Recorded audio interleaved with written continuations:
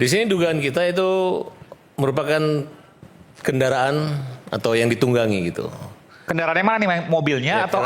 Kendaraan politik. Oke. Intervensi tokoh besar, tokoh politik, yang dimana tujuannya adalah untuk menyerang Pak Prabowo dan pemerintahan Pak Prabowo. Maksudnya ada unsur partai di sini? Ya menurut saya ini adalah Tio ini sebenarnya hanya sebagai alat, sedangkan penulis-penulis puisinya ini adalah orang-orang di belakang.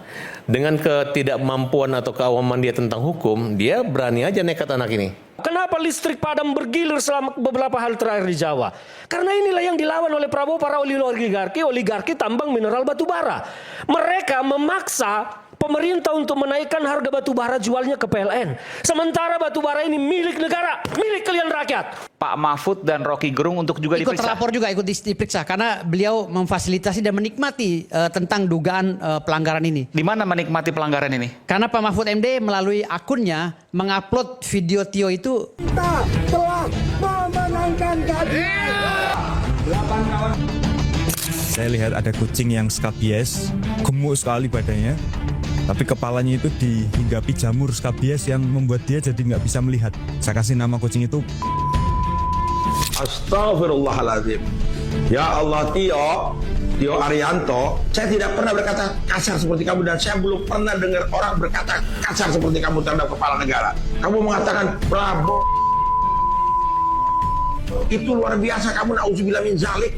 Kritik pemerintah oke. Kita mengkitakan, jangan mengkaukan. Tapi kerta ini udah kelewatan, bukan kritik lagi, bukan menghina kepala negara.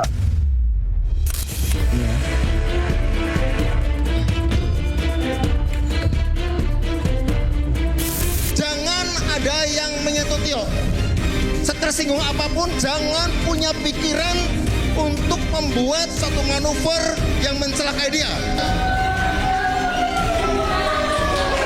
Kita diskusi.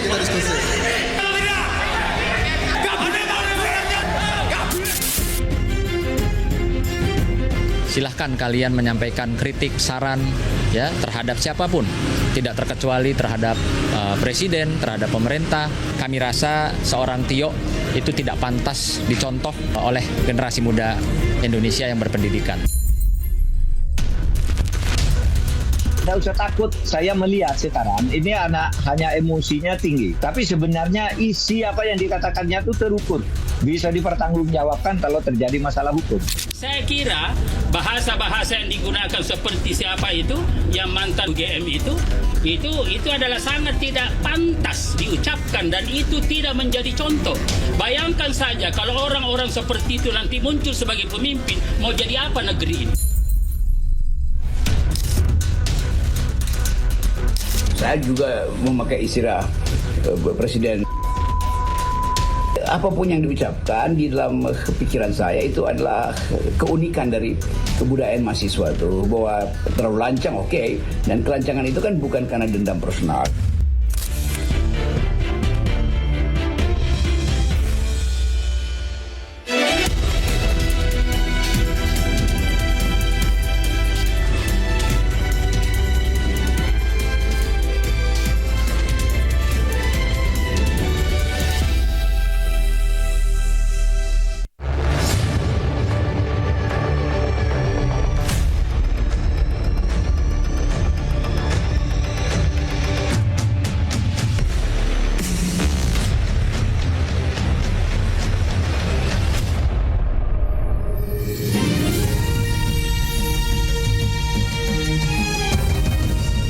Disiarkan langsung dari studio MNC Conference Hall Ainus Tower, Jakarta.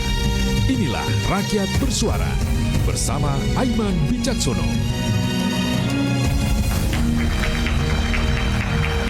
Sejumlah warga dan lembaga melaporkan Tio Ardianto, mantan Ketua Badan Eksekutif Mahasiswa UGM, ke polisi.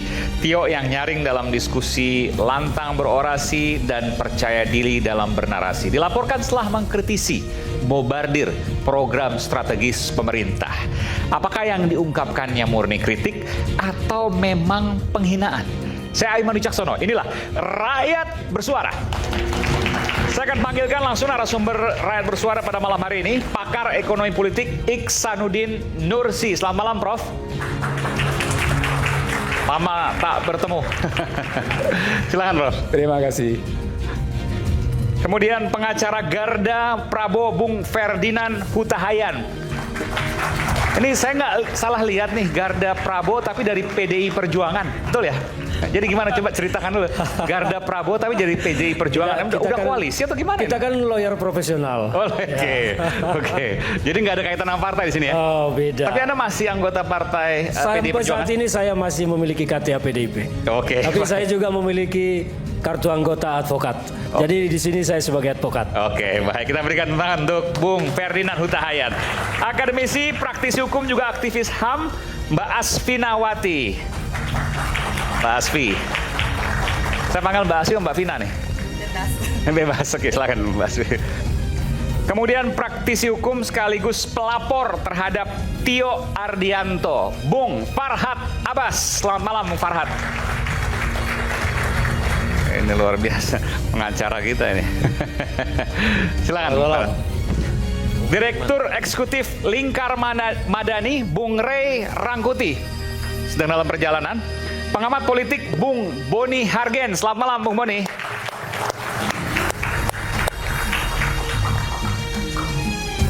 Selamat malam. Oke, minumnya bawa sendiri kan? Minum selalu bawa sendiri beliau.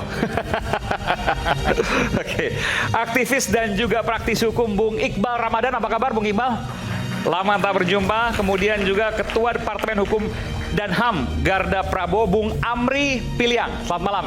Ditemani oleh Bung Firdaus kali ini ya. Baik, saya kan tanya dulu sebelum soal kasus hukum ini saya tanya. Sebelum kasus ini merebak, ada ramai soal Tio dipinjami mobil oleh Purnawirawan Jenderal yang bernama Letjen Setio Sularso, yang merupakan besan dari Jenderal TNI Purnawirawan Andika Perkasa. Betul ya?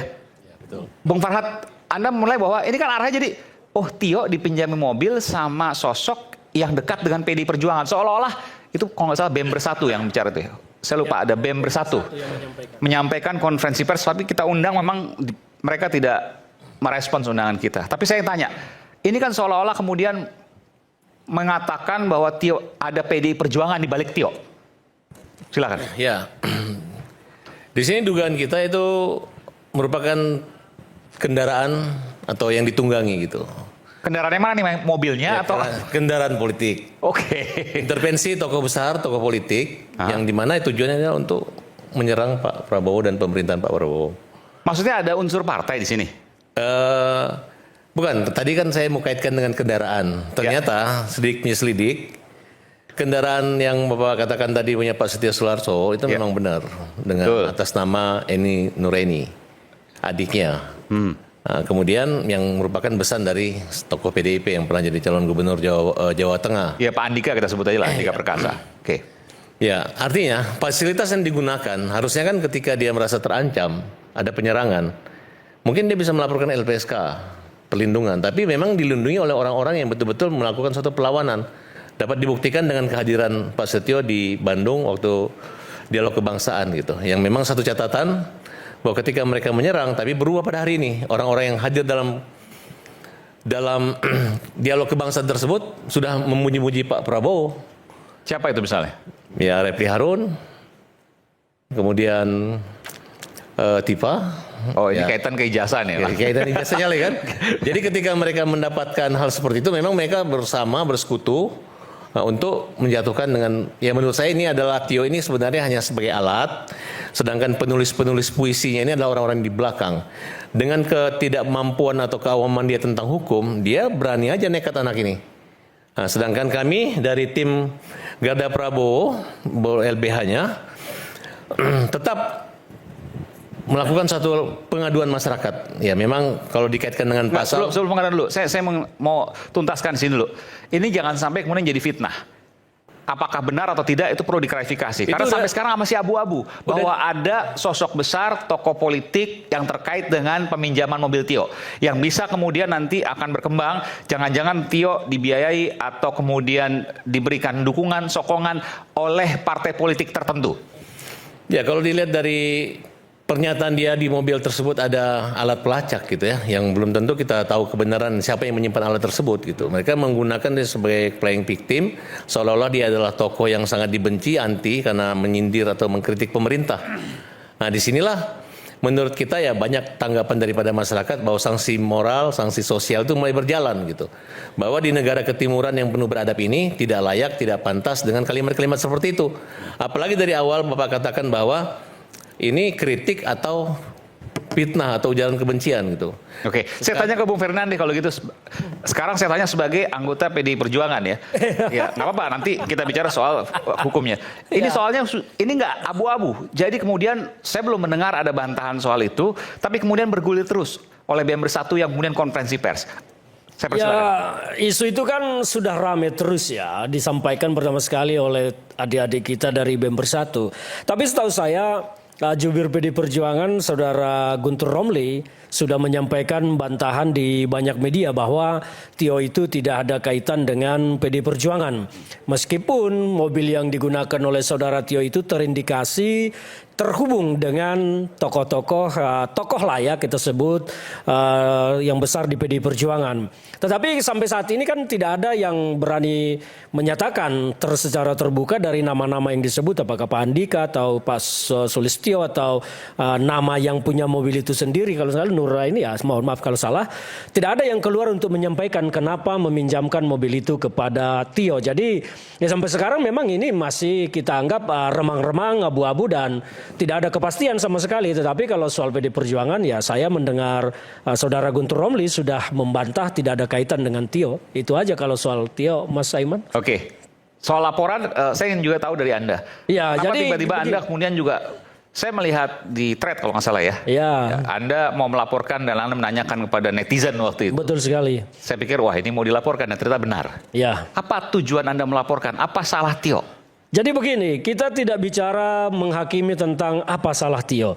Saya seorang lawyer, kemudian dikontak oleh Ketua Umum Garda Prabowo, meminta saya bersama Bang Farhad, ada Bang Niko Kili-Kili, ada siapa lagi kemarin itu, ya, Bang Sunan, kita diminta untuk mendampingi Garda Prabowo melaporkan yang namanya Tio, seorang aktivis bekas Ketua BEM UGM. Sebelum kita mengambil langkah, apakah melaporkan atau tidak, kita tentu melakukan kajian hukum. Kita memberikan kajian hukum, legal opini kepada Ketua Umum Garda Prabowo memang terkait dua hal. Yang satu, ucapan Tio yang kita anggap memang sudah di luar batas kepatutan yang disampaikan membandingkan presiden dengan analogi tertentu. Yang kucing itu? Yang kucing itu, itu yang pertama. Yang kedua, soal penyampaian Tio terkait dengan PBX Finder di mobil yang dia pakai. Kenapa PBX Finder? Karena kita anggap bahwa yang disampaikan Tio itu, dia menyampaikan sesuatu yang dia tidak pahami tentang PBX Finder itu apa. Alat pelacak disebut. Ya, padahal kan itu bukan alat pelacak. Nah, tetapi Tio menyampaikan sesuatu dan dia tidak tahu siapa yang memasangi itu, tapi dia berani bernarasi bahwa itu dipasang oleh pemerintah, penguasa, seolah-olah penguasa pemerintah ini takut kepada Tio, seolah-olah Tio ini menjadi seorang makhluk yang harus dibuntuti karena gerakan-gerakannya, keaktivisannya. Dan itu kan menjadi situasi semakin gaduh. Seolah-olah pemerintah ini represif.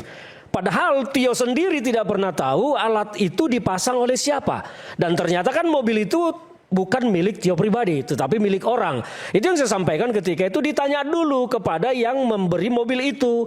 Pernah tidak memasang alat itu. Jadi jangan langsung menuduh. Nah, tuduhan itu kita anggap adalah masuk kategori penyebaran hoax. Di mana kasus ini kalau kita bandingkan agak identik dengan kasus Ratna Sarumpait 2019.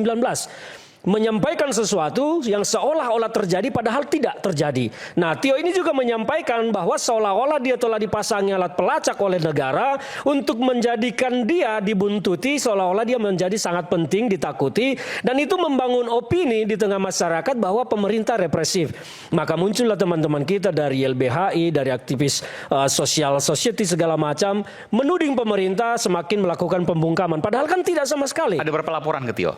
Yang kita sampaikan itu akhirnya setelah kita melakukan kajian hukum, kita memutuskan tidak membuka laporan polisi, tetapi mengajukan DUMAS, pengaduan masyarakat. Kenapa kita melakukan DUMAS? Supaya ini menjadi diskursus di tengah publik, di tengah masyarakat kita, agar ini menjadi perbincangan apakah kita sebagai sebuah bangsa berlindung di balik kebebasan berpendapat, kebebasan demokrasi, menormalisasikan ujaran kebencian, pelecehan, penghinaan kepada pemimpin untuk melampiaskan hasrat-hasrat tertentu yang kita anggap bahwa ini adalah kebencian. Dan sayangnya di Republik ini orang-orang yang memang benci kepada Prabowo, tidak suka kepada Prabowo, telinganya terpuaskan oleh statement-statement kasar seperti itu. Ini yang mau kita jaga supaya masyarakat kita di Republik ini menjadi diskusi. Layak tidak kita menormalisasi ujaran kebencian, pelecehan, penghinaan kepada presiden seperti itu? Kalau tidak layak, artinya kan kita harus melakukan sebuah upaya-upaya tertentu untuk melindungi generasi kita ke depan supaya tidak menjadi generasi pencaci. Adik-adik mahasiswa ini harus kita lindungi, jangan sampai mereka kemudian menjadi generasi pemaki yang lupa bagaimana sebetulnya menjadi seorang aktivis. Kita harus punya pandangan-pandangan kritis kepada pemerintah. Maka saya katakan, kita mendukung Tio untuk tetap bersikap kritis. Tetapi kita akan melawan segala macam upaya-upaya caci maki, ujaran kebencian, dan penghinaan kepada pemimpin negara. Itu yang kita jaga. Dan lagi pula, kenapa kita harus memilih? Kalau kita mau membandingkan, kenapa kita harus jadi mendukung Tio dan melupakan Prabowo, atau setidaknya menjadi penyerang Prabowo? Apa yang dilakukan Tio terhadap bangsa ini sehingga kita harus melupakan apa yang dilakukan oleh Prabowo? Kan ini menjadi perbandingannya. Kita membandingkan itu karena Tio sudah menjadi pencaci bagi kami dari legal opini yang kami berikan. Sementara Pak Prabowo inilah yang dilupakan. Adik-adik mahasiswa harus tahu kenapa listrik padam bergilir selama beberapa hari terakhir di Jawa. Karena inilah yang dilawan oleh Prabowo, para oligarki tambang mineral batu bara. Mereka memaksa pemerintah untuk menaikkan harga batu bara jualnya ke PLN. Sementara batu bara ini milik negara, milik kalian rakyat. Pengusaha oligarki ini meminta harga tinggi. Kalau batu bara ke PLN ditinggikan, apa yang terjadi? Harga listrik yang kalian bayar akan mahal. Sementara presiden melawan itu. Dan ini perlawanan barik para oligarki. Abang saya Pak Ihsanuddin pasti tahu persis itu. Nah itu yang terjadi. Kemudian Pak Prabowo melawan para oligarki yang memaling tambang-tambang ilegal selama ini. Melawan para pihak-pihak yang menguasai lahan secara ilegal dan melawan hukum selama ini. Melawan para bandit-bandit oligarki selama ini yang nyaman berkuasa dan bahkan mengatur penguasa masa lalu. Kalian dengar tidak bahwa PSN yang namanya PIK dicabut oleh Presiden Prabowo?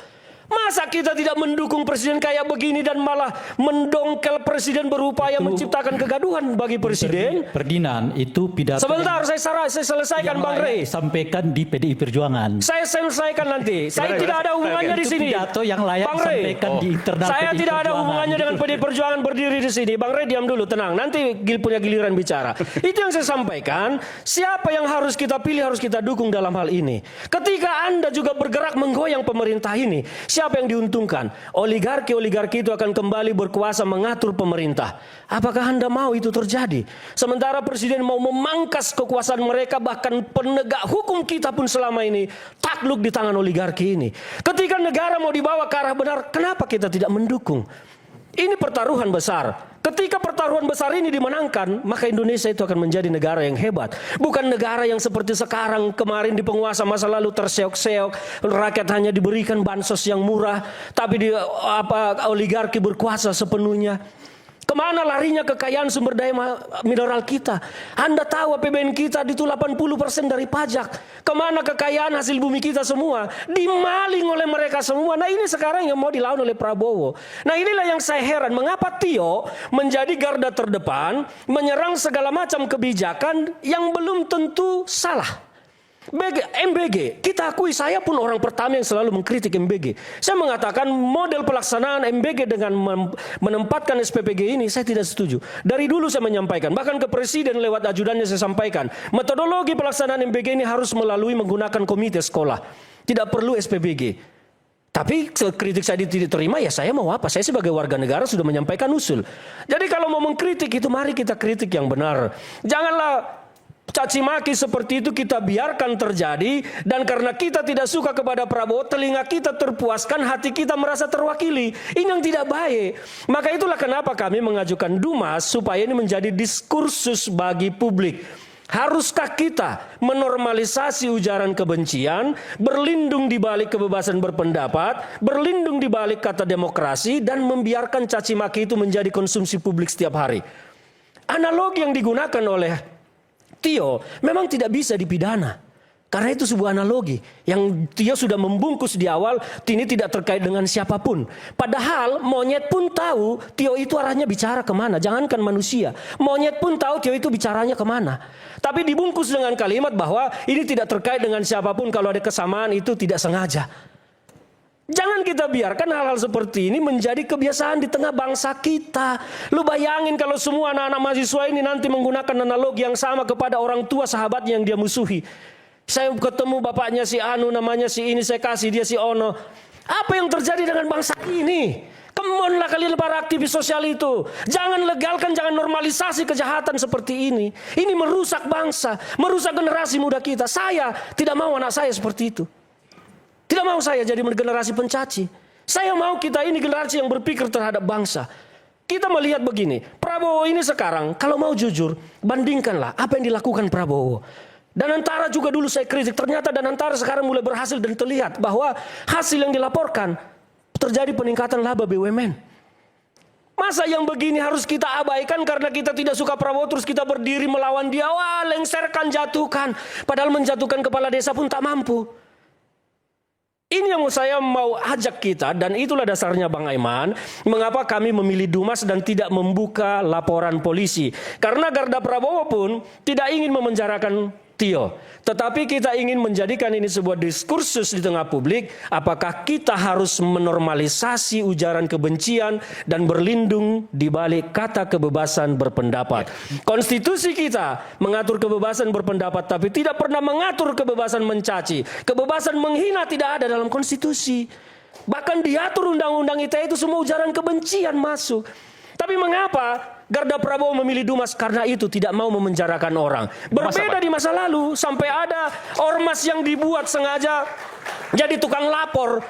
Masa lalu itu banyak orang yang jadi korban undang-undang ITE karena penguasa menyediakan lapangan kerja bagi orang menjadi tukang lapor. Bedanya Dumas apa? Biar publik tahu. Jadi Dumas itu, Bang Aiman, tidak perlu memiliki legal standing pelapornya, itu yang pertama. Pengaduan itu belum tentu akan menjadi laporan polisi yang akan diproses, disidik oleh polisi.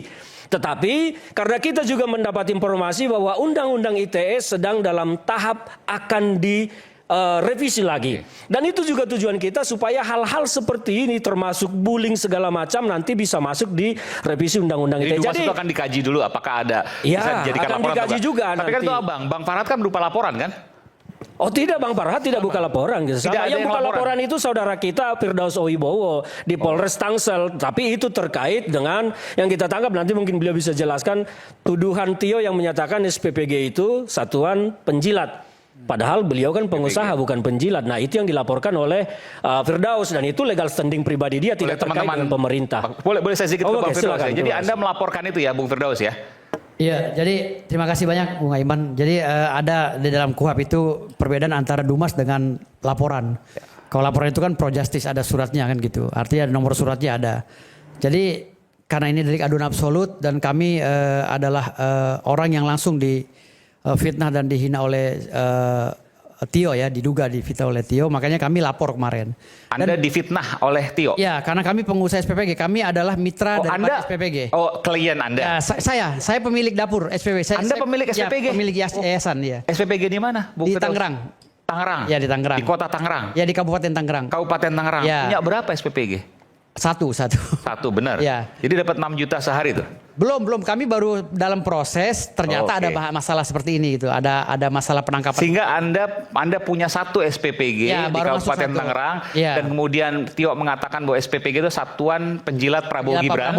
Anda merasa terhina, Anda merasa difitnah. Ya, difitnah, dan dia melakukan penghasutan terhadap publik kepada program Pak Prabowo. Dan terlebih lagi Pak Prabowo dihina. Makanya saya laporkan. Makanya kemarin ketika saya laporkan polisi, saya minta untuk memeriksa ini secara maraton. Dan alhamdulillah tempo seminggu sekarang saksi-saksi sudah dipanggil, besok saya dipanggil lagi, mungkin seminggu 2 minggu ini Tio yang dipanggil, dan kebetulan Di Polres Tangsel itu ya? Di Polres Tangsel, dan kebetulan kemarin saya hold pemeriksaan saya karena ada nama Pak Mahfud MD dan Rocky Gerung yang masuk sebagai ikut terlapor juga. Anda meminta Pak Mahfud dan Rocky Gerung untuk juga Ikut diperiksa? terlapor juga, ikut diperiksa karena beliau memfasilitasi dan menikmati tentang dugaan pelanggaran ini. Di mana menikmati pelanggaran ini? Karena Pak Mahfud MD melalui akunnya mengupload video Tio itu di akun pribadi Pak Mahfud.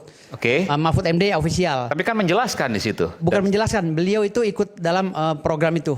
Waktu saat Tio menghina SPPG dan menghina Pak Prabowo. Jadi saya minta kepada Polres SPPG-nya pas Tio ada di situ. menyampaikan satuan Ya, di penjilat dalam acara. Prabowo Gibran itu dimasukkan dalam ya, di dalam akunnya Pak Mahfud MD, dan Rocky Gerung yang mengatakan bahwa tolong naikkan tensinya sedikit. Nah, di situ saya bilang ini tolong Rocky Gerung periksa juga. Jadi kalau Rocky Gerung tidak diperiksa saya nggak mau. Saya minta Pak Mahfud MD dan Rocky Gerung harus diperiksa. Karena jangan sampai nanti ada tokoh-tokoh politik Indonesia, tokoh-tokoh publik ya yang sekarang ini ikut menghasut. Sehingga pemerintah Pak Prabowo ini roda pemerintahnya terganggu hanya karena omongan seperti ini. Jadi gini Pak, Mas Aiman. Jadi negara ini kan nggak pernah selesai. Kemarin tokoh pertamanya adalah Roy Suryo. Roy Suryo masuk, ada tokoh baru lagi. Jadi tokoh baru ini, tapi penunggangnya adalah ya itu juga gitu loh. Dan statement-statement Pak Mahfud MD ini yang mencederai proses demokrasi hari ini. Tokoh penunggangnya itu juga. Siapa maksudnya ini? Ya Pak Mahfud MD dengan Rocky Gerung. Menunggangi apa maksudnya? Ya, menunggangi orang-orang seperti ini karena ikut mengkompor-kompori gitu loh. Untuk Roy misalnya, Roy apa? Kasus ijazah. Saya pernah mengkritik Pak Mahfud MD waktu beliau bilang tunjukkan ijazah Pak Jokowi atau apa. Saya bilang nggak perlu tunjukkan ijazah Pak Jokowi, saya bilang gitu. Kan ini prosesnya bukan ranah ijazah, ini pelaporan tentang perbuatan tidak. Tapi kan yang minta tunjukin ijazah Pak Jokowi bukan Pak Mahfud aja, Pak JK pun bicara yang sama. Betul, tapi hari ini kita konteks tidak bicara kepada Roy Suryo. Saya bicara masalah SPPG yang dilakukan oleh Tio yang telah menghina kami sebagai mitra SPPG. Jadi saya masukkan ini Pak Mahfud ini sebagai turut terlapor juga karena beliau itu mengunggah dengan niatnya, mensreanya di situ. Yang saya lihat ada mensrea di situ, mengunggah dan menikmati video yang tayangan yang sekarang ini sedang beredar gitu. Okay. Di YouTube-nya beliau gitu. Gitu. Bung Rey, ada mau sampaikan sesuatu? Apa ya? Gini. Atau selepas jeda kita akan kembali, nanti saya kasih Bung Rey. Selepas jeda kami akan sedang kembali sesaat lagi, tetap bersama kami di Rakyat Bersuara.